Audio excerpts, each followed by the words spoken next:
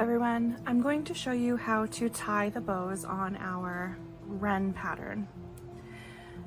You're going to start with one long strip of fabric that has already been sewn. This has been turned right side out, and you're going to make the shape of an M, just like this.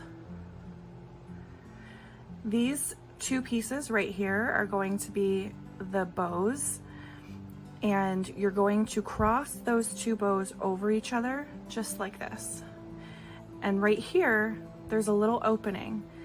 This bow that's on top is going to go back and through this opening right here.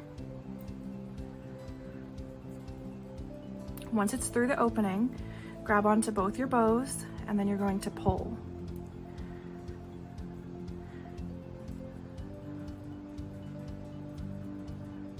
You can just reach into the loops of the bow and pull the tails until they're the proper length.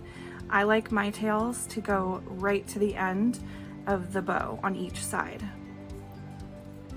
Once you have the bow the way you like it, then you're finished.